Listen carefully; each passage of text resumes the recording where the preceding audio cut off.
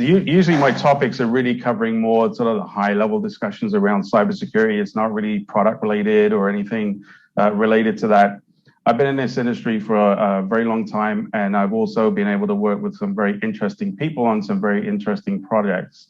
And over time, what I've learned to understand is, and I'm sure you've heard this before, is that generally across the board, we're really struggling with cybersecurity and all the things that are going on there.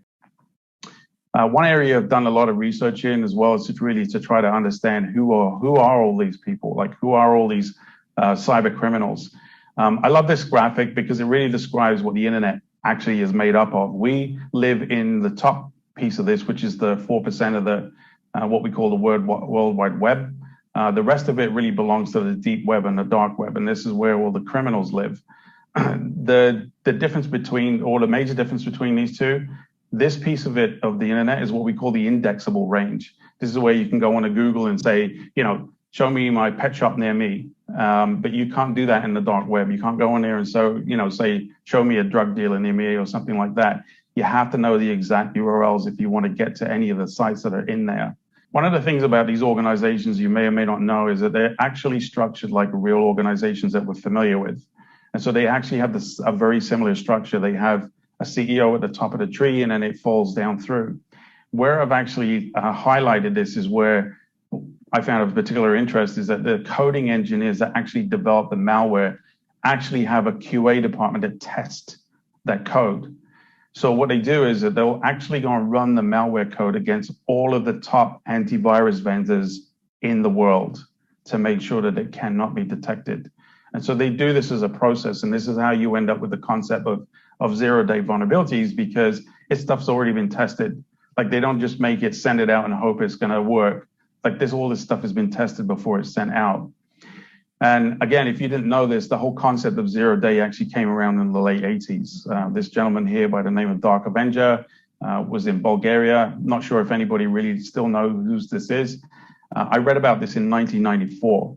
It was written originally by Norton Antivirus, as they were called back then, because I was curious about where all these viruses were coming from, because we were working with so many companies to try and do the cleanup of these viruses on a constant basis. And what I learned to understand was that he actually created this thing called the mutation engine. It's and what it would do is it would actually create variations on the original virus. And there was one site that I read where it said it had created over 1 billion viruses, or 1 billion variations on that same virus. And so the concept of zero day has been around for decades, and it's still a thing to this day. Here's an example of one of the websites that you can get to if you knew the URL to get to on a dark website. As you can see here, they've designed these things to be very simple for somebody to use.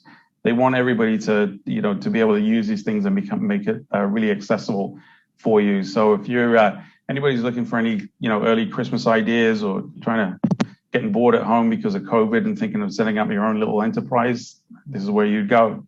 Where I've highlighted here, because this is also relevant to the presentation as well, if you happen to be on this site, you can buy RDP connections for $350 on this particular site.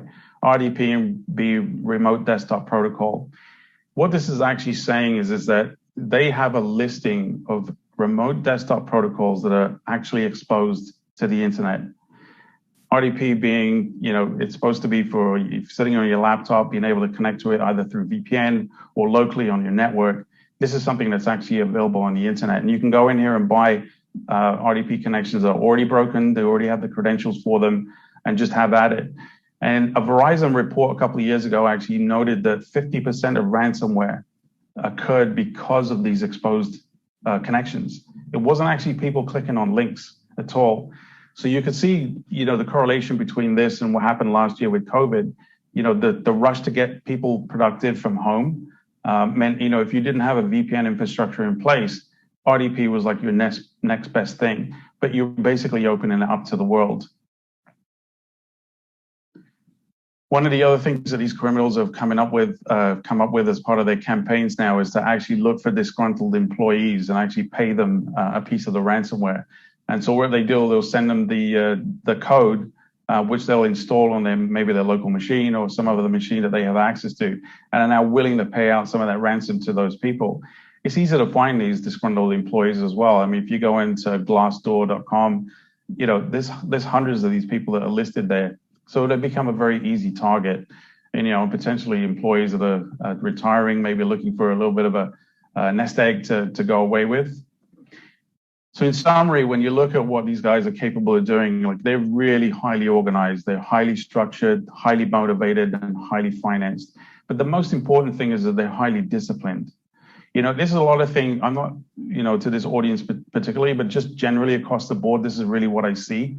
I go in and do a vulnerability assessment at a company, and I find that they have critical patches that are missing going back 21 years, including those related to WannaCry in 2021. And yet this thing came out in 2017. So that level of diligence is just really not there in a lot of organizations. And it's a really, really simple fix if you're following good security standards.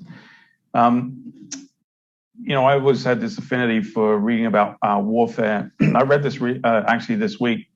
Ray Mabus, he's talking about chief information security officers, how they need to have more of a military type of mindset, because we really are in a cyber war of sorts. And, we're up against aggressors who are really trying to disrupt, basically our lives with this working lives, business lives, even our personal lives and the things that they're doing. But what really I'm seeing in a lot of cases is, majority of the leaders or the leadership in the country with these big, organizations that really should be paying attention to cybersecurity are really not giving the attention or the budgets that are required for these things. I find one of the things I learned to understand about these guys too is that in our industry, we have to be cognizant and aware of like so many different acronyms in our world and our daily lives, both operationally as well as security-wise. And this is just an example of many hundreds of acronyms that we need to be able to pay attention to. But there's really only one acronym that these bad actors really care about, and it's this one here.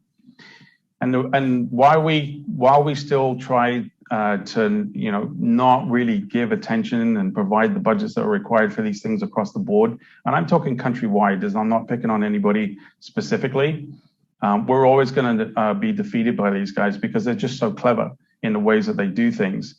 But then you have to ask yourself, like, what am I budgeting for? You can't just say, I need to buy a bunch of things because I think it's a good idea. You need to have proper strategy. When you're following industry best practice, it actually lays that out for you. And this is really where our strength and our expertise comes in, is being able to help organizations to build that strategy, doing assessments first and then working out what the budget should be and then prioritizing the way you're supposed to do things. You really need to develop a strategic roadmap. It's so important for the future of protecting our infrastructure. And, every citizen in the country, deserves to have their data protected and their privacy protected. And this is the way you do it. And that's it.